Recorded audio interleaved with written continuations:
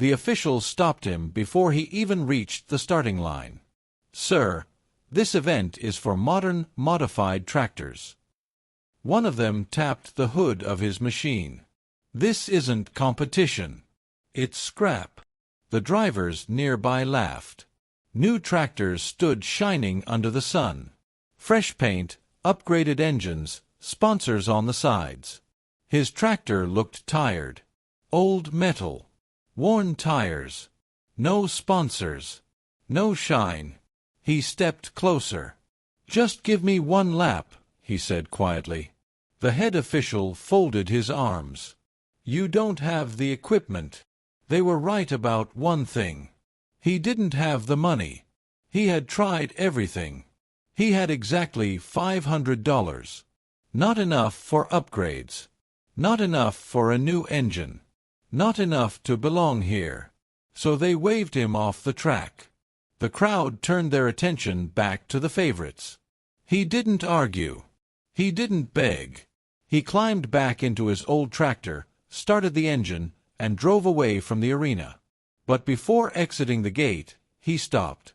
He looked back at the row of new machines and said calmly, "I'll be back. And next time, this tractor won't be the one leaving. I'm coming back to beat every one of you." He didn't drive home fast. He didn't slam the steering wheel. He didn't curse the officials. He didn't look back again. He just drove. The dirt road outside the arena was quiet. Only the sound of his old engine followed him. $500. That was all he had. $500 and a tractor everyone had already judged. By the time he reached his farm, the sun was starting to fall. The field looked the same as it always had. Uneven soil. An old barn leaning slightly to one side. Tools hanging where they had hung for 20 years. Nothing about his life looked like a racing champion's.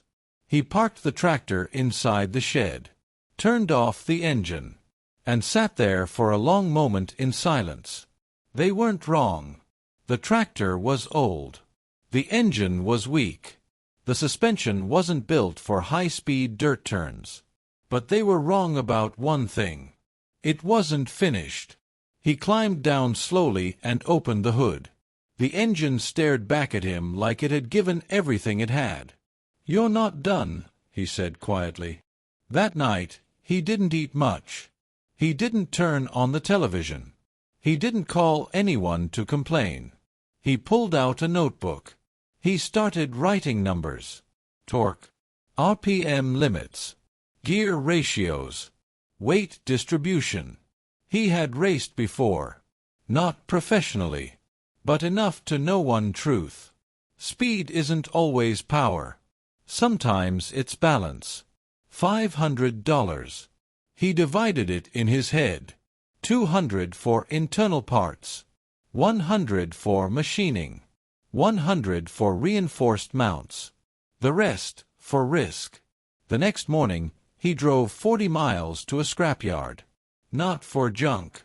For potential. He walked between rows of rusted machinery like a man shopping in a showroom no one else understood. An old turbo system from a combine. A heavier crankshaft from a wrecked tractor.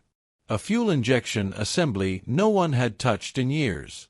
The yard owner watched him closely. "You planning to rebuild something?" he asked. The farmer nodded. "How much you got?" $500. The man laughed lightly. "That won't win you anything." The farmer didn't smile. "I'm not trying to buy a win. I'm building one." By the end of the day, most of his money was gone. What he brought home didn't look impressive. It looked like scrap. But under that hood, he had a plan. For the next 3 weeks, the barn lights stayed on long after midnight. He tore the engine apart piece by piece. Cleaned carbon buildup. Rebalanced rotating mass. Modified airflow channels by hand. He reinforced the chassis to handle torque spikes.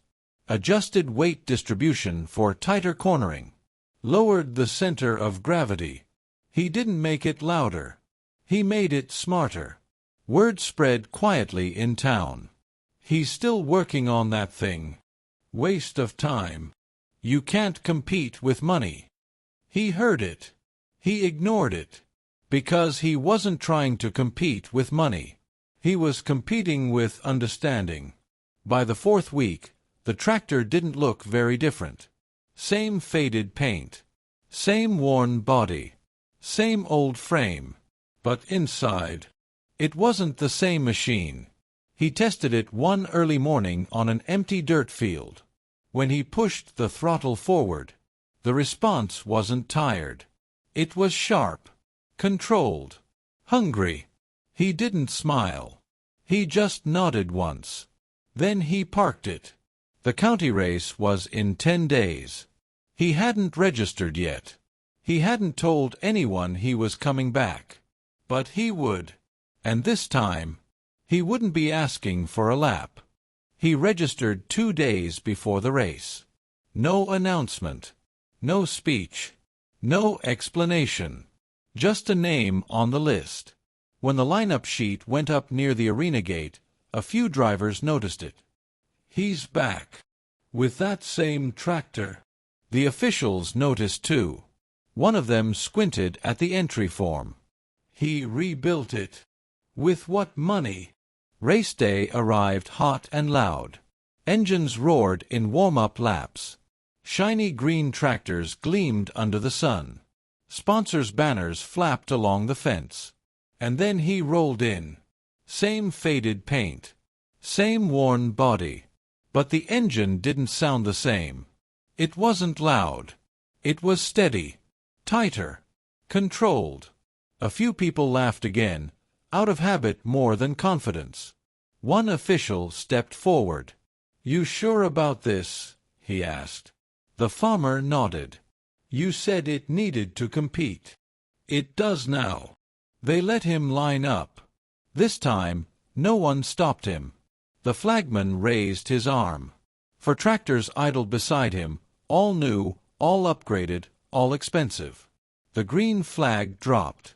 The first turn decided everything. The new machines exploded forward with raw power, tires kicking up dirt like a storm.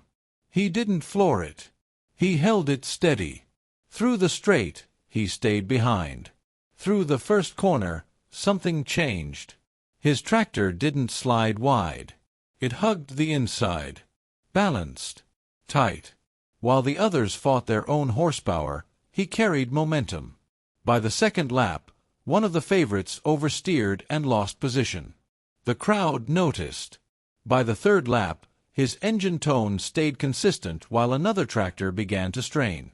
No smoke from his hood. No rattling. Just clean torque. Halfway through the race, he wasn't last. He was third. The officials leaned forward. Drivers who had laughed earlier weren't smiling anymore. Fourth lap. He moved to second. The inside line, the one no one trusted because it was rough and uneven, was exactly where his weight balance worked best. He had rebuilt the engine for controlled bursts, not brute force. Coming into the final lap, the leading tractor tried to widen the gap. It had more power, but it also had more weight. Entering the final turn, the leader drifted slightly. Just enough. He didn't hesitate. He cut inside. Perfect angle. Perfect traction. When they hit the straightaway, the crowd stood up. For the first time all day, the loudest machine on the track wasn't the newest one. It was his. Not because it was stronger. Because it was smarter.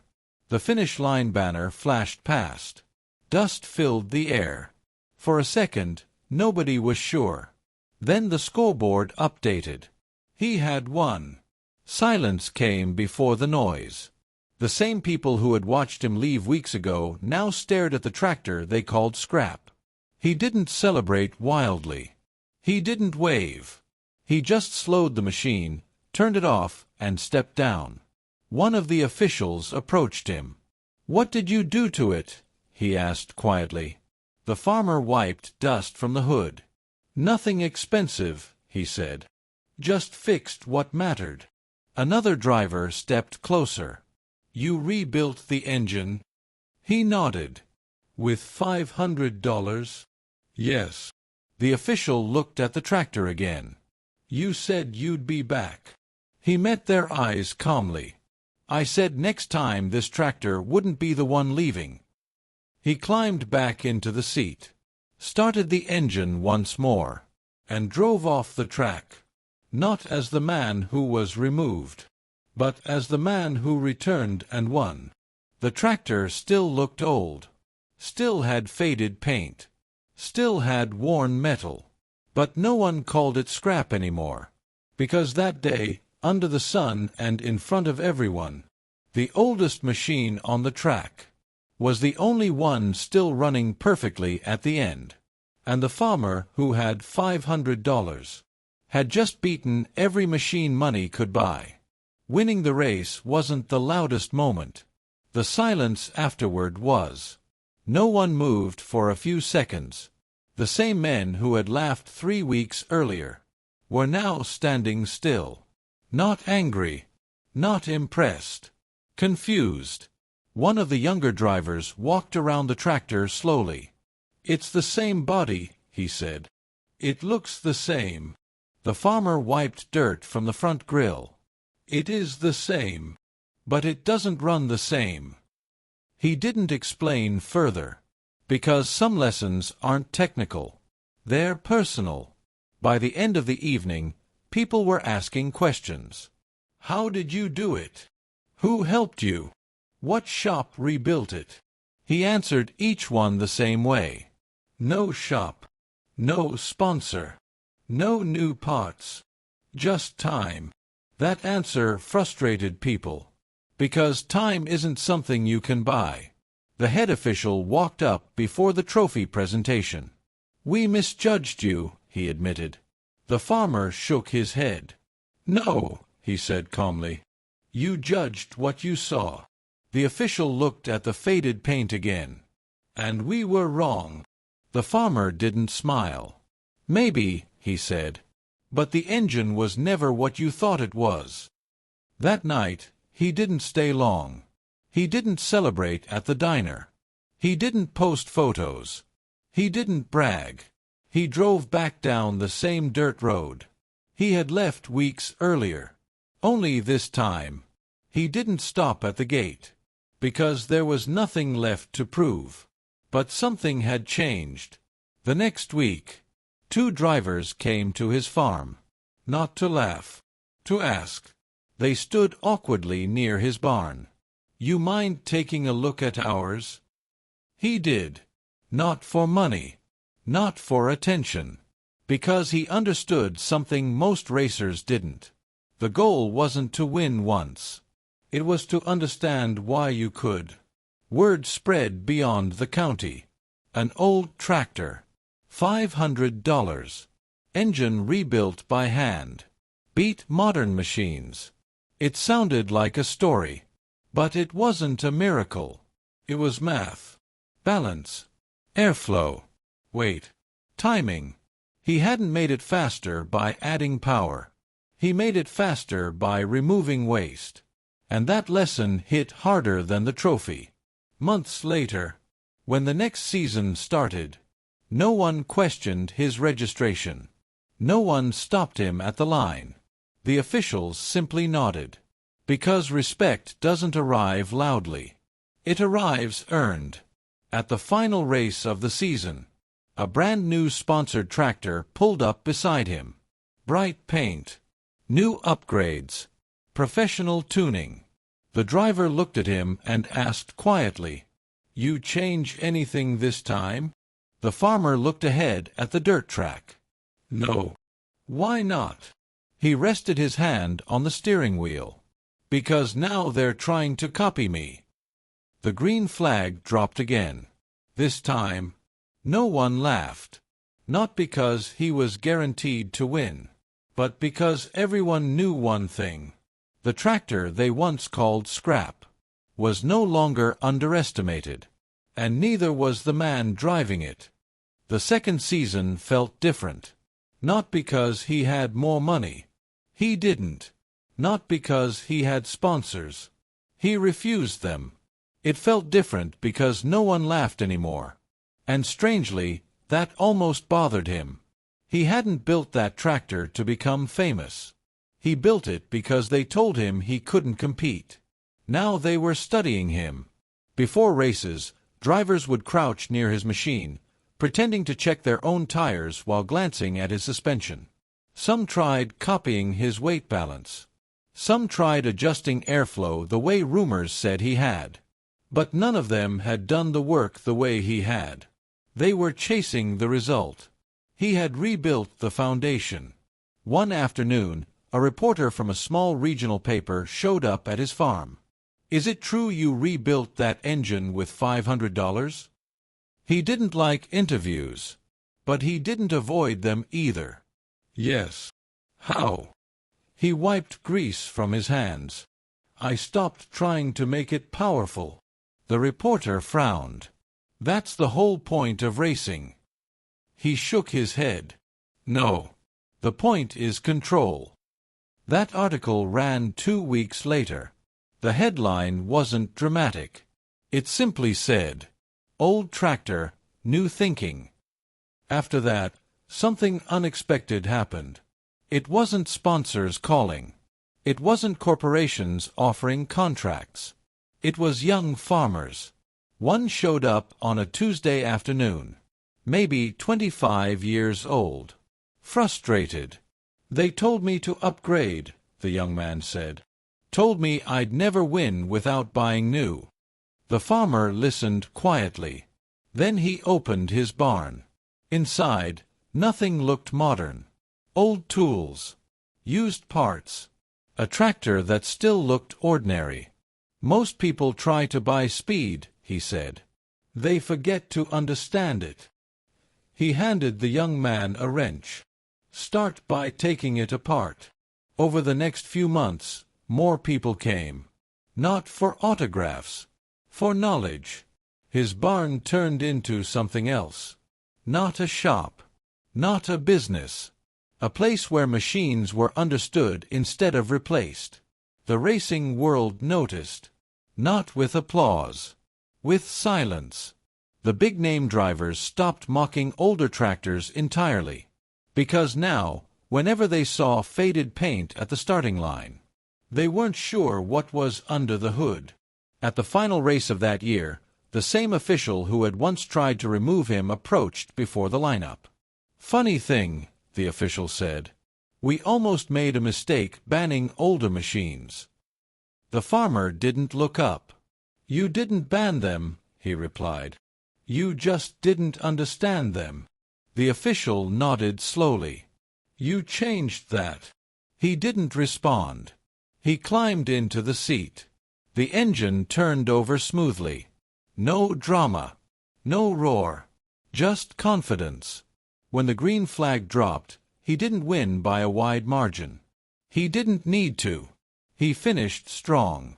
Controlled. Clean.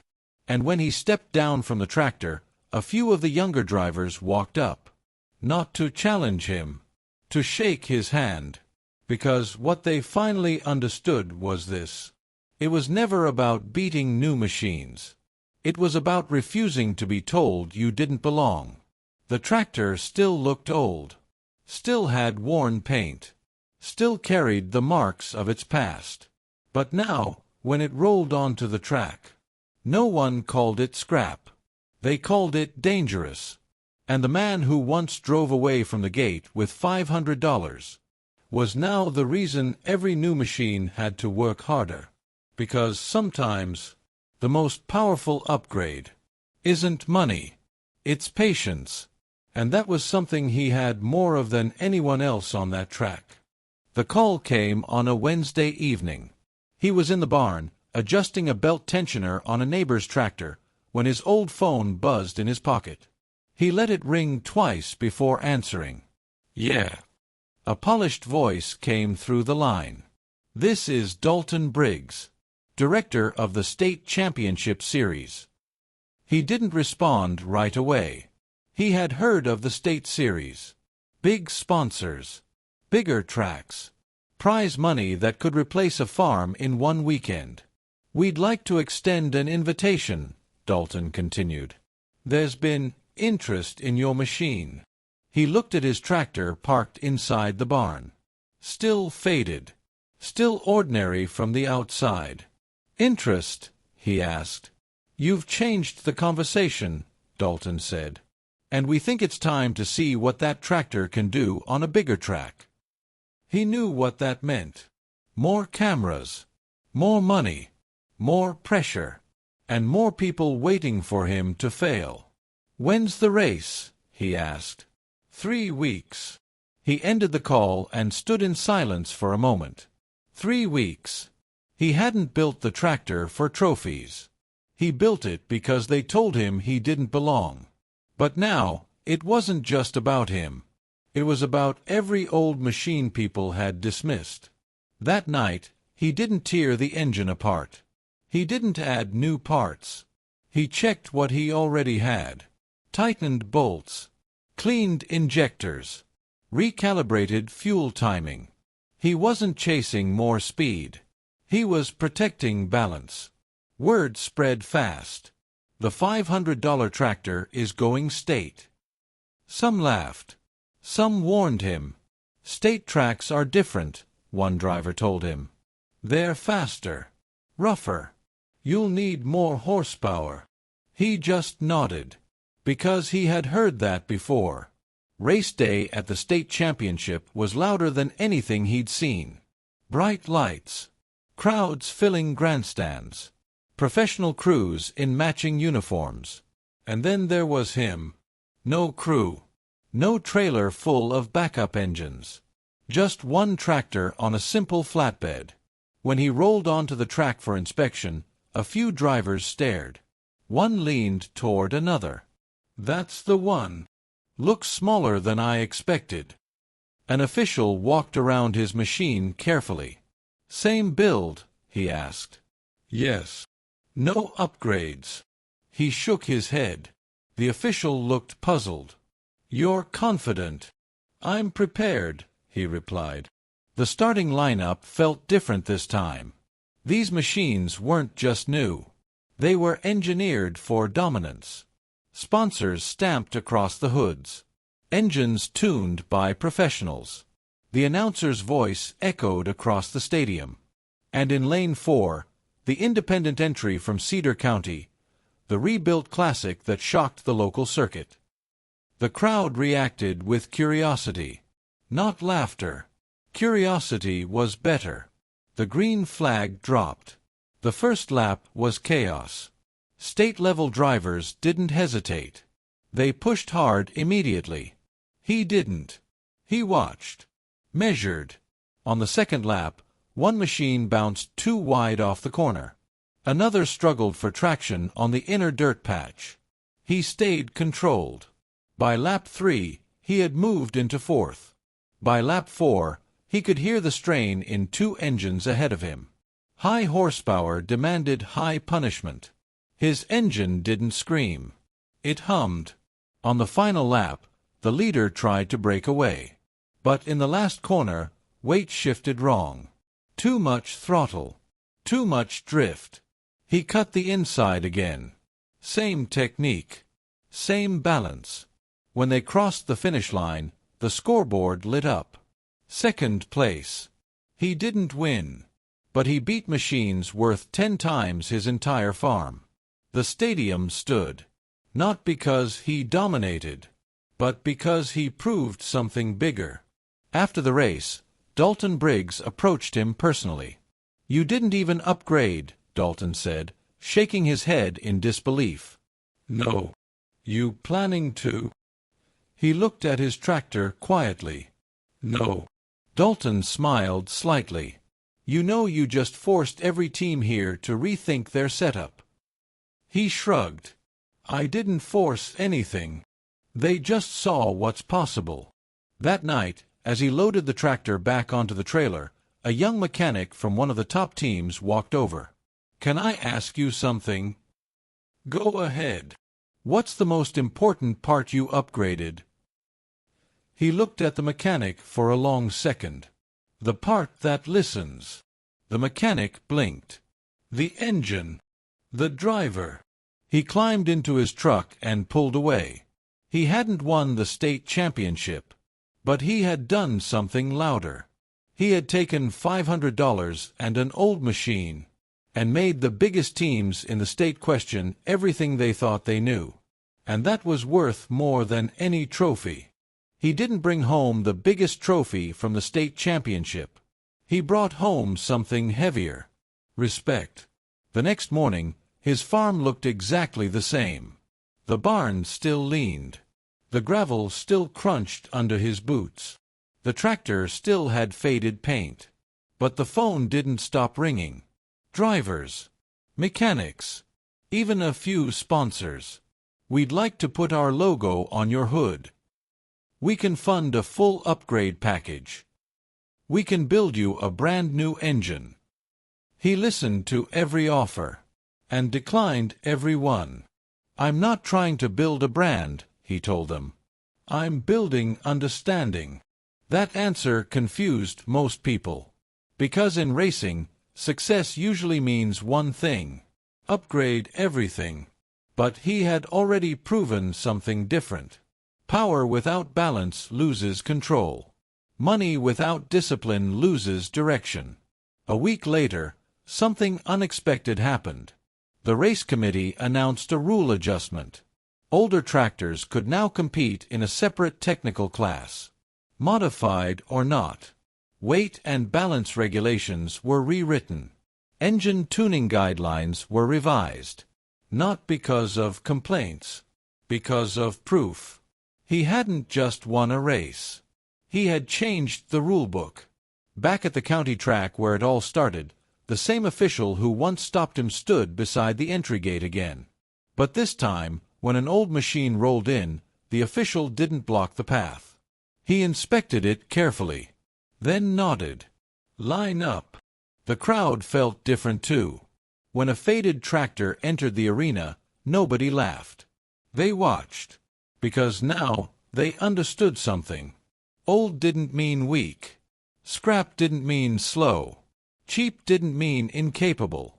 It meant underestimated. Months passed. The farmer didn't chase bigger championships. He returned to the county races, to the dirt oval where he was once waved off. One evening, a young boy approached him near the fence. Is it true they tried to stop you from racing? He smiled slightly. Yes. What did you do? I went home. The boy frowned. That's it. He looked down at the tractor. No, he said. I went home and fixed what they couldn't see. The boy looked at the engine like it held secrets. Did you ever think about quitting? He paused. Only for a second. What stopped you? He thought about the day he left the track with $500 in his pocket and laughter behind him. They thought the machine was the limit, he said. I knew it wasn't. The boy nodded slowly. As the sun began to set over the dirt track, engines warmed up for another race. No spotlight. No state championship announcer. Just local dust and familiar faces. He climbed back into his seat. The engine started with the same steady hum. No dramatic roar. No explosion of sound. Just quiet confidence. When the green flag dropped that night, it wasn't about winning anymore. It was about belonging. And this time, no one questioned that. Because the man who once drove away from the gate returned, rebuilt, proved, and changed the way they looked at every machine that followed. He didn't just win races. He changed how they measured value. And that was bigger than any finish line.